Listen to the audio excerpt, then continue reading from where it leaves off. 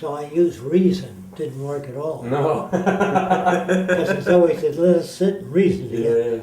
So finally I came up with, I was swimming in the East River. There's a high wall, and I couldn't get ashore and I was drowning. This isn't true. Masato worked on the boat, and he threw a lifesaver to me.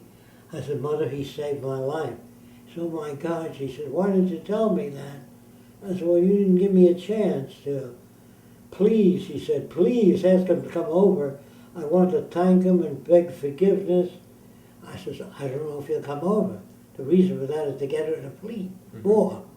See, I looked at my mother as my baby daughter, but same with my father. They were like children, because they were brought up in the normal world. So I said to Masato on the phone, I told my mother you saved my life. She wants you over Friday for dinner, and she wants to apologize. I said, but the minute you walk in the door, she's going to hug you and kiss you and beg forgiveness. So I prepared him for it. Mm-hmm. So when he came in, my mother went through all those things, and she was talking to him at the dinner table, really talking to him. So I walked away and came back 20 minutes later. I waited till Masato went to the washroom. Then I said to my mother, what do you think? She says, you know, Jacques, he's just like you and I. He has wonderful parents and a brother studying medicine and a sister that's a nurse that works at the county hospital. I said, yeah, but he's an Oriental. I did that thing. Mm-hmm. I went like that. She said, you shouldn't do that. He saved your life. I said, yeah, but he's a member of the Yellow Race. Now she's coming back with, but he's different. He's been in this country for years. I said, but he's still a member of the Yellow Race. And she came around, she said, he's so different. I was wrong. A month later, she puts her arm around Masato and me and calls him son now, because she really got to like him. Once that was established, I said, Mom, he never saved my life. She says, you little devil, I would have never opened the door. Do you understand? Communication is any system whatsoever that produces the right behavior, but then tell them later why you did it. Do you understand what I'm getting at? Don't perpetuate that. Like if I move things, I always tell kids how I did it. Mm-hmm. Now, to take God away from the kids, I give them seeds, 10 kids, and they plant it in the ground very young, 6, 7, and 8.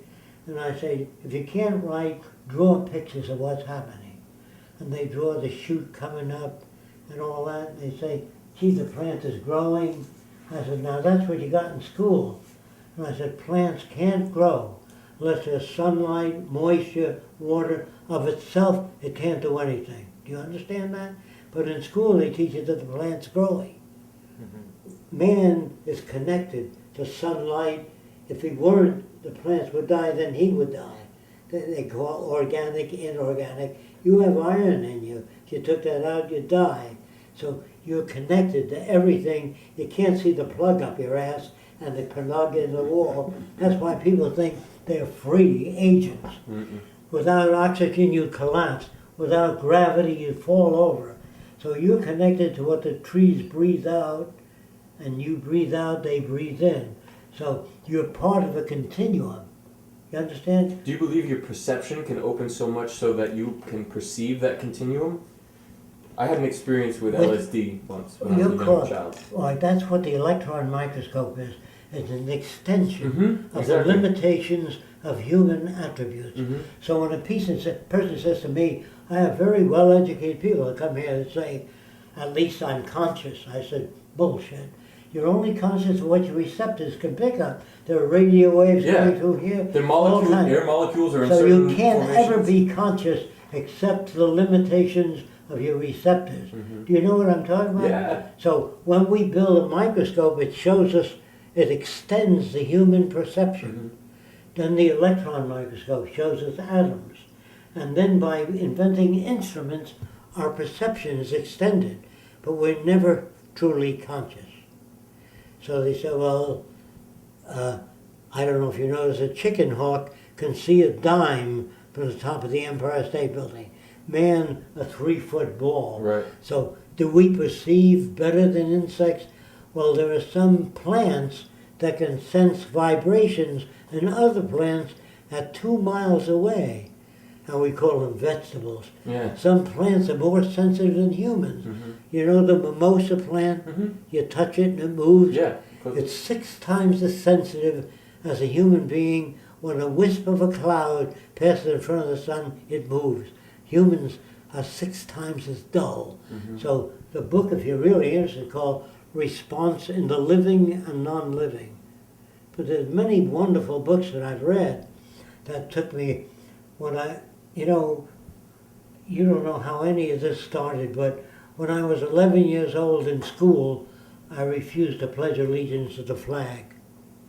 And the teacher grabbed me by the ear right to the principal's office. He doesn't want to pledge allegiance to the flag. So the principal says to the teacher, "You're excused." And he put his arm around me. But he said, "Why?" So everybody pledged allegiance to the flag. I said, "Everybody once believed the earth was flat. That doesn't make it flat. What everybody believes is not what I go by." So he said, "Well, what do you think of American history?" I said, "It's BS." I said, "Bad science."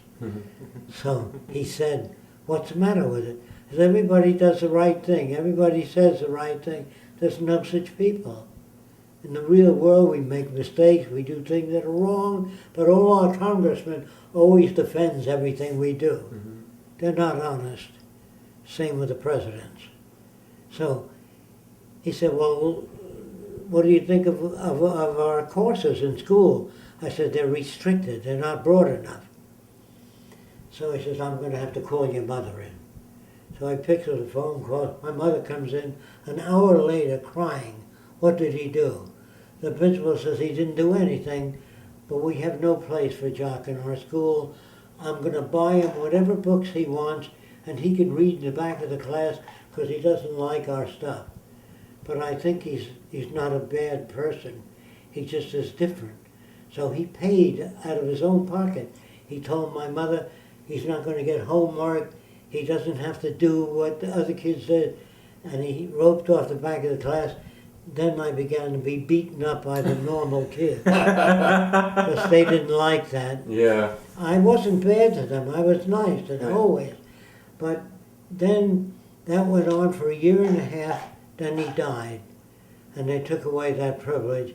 And I played hooky for 6 weeks after he died. And the truant officer was sitting on my doorsteps. When I came home, I always went to school with books, but I never went to school. And he was sitting there. He said, "You haven't been to school for a month." I said, 6 weeks. That's right. So he said, "What do you do when you're not in school?" "I go to the science museum, I go to the library, and I read what I want to read." So he said, "What do you do at home?" I said, "I have a little lab." He said, "Can I see it?" I said, "Under one condition, that you don't tell my mother who you are. Otherwise there's going to be trouble." So he said, "Okay." I showed him my lab and he came out and he said, "What you're doing is good. I can't criticize you. But you can do me a favor if you want to. Show up Monday. It'll mean that I got to you. Then you can play hooky again." Because as long as you're not hanging out in gangs, Right. you know, he's a nice guy, very young. And he understood that, which is very rare. So did the principal. A rather rare thing, because he could have gotten sloppy or do something else. But anyway, I never went back to school again. And I hitchhiked just during the Depression. There were people up on soapboxes in every park talking about mankind united, back to Jesus, socialism, communism, free enterprise, fascism. So I was listening to all these different people. So I stopped at all the socialists and listened to them. Then I got to a man talking about communism. So he says, "Go away, sonny boy, this is not for you." They were all adults there. So I says, "I want to hear what you've got to say." He says, "Why?" I said, "Because I don't believe what the Democrats say about the Republicans or Republicans about Democrats and what they say about communism. I want to hear what communism is from a communist.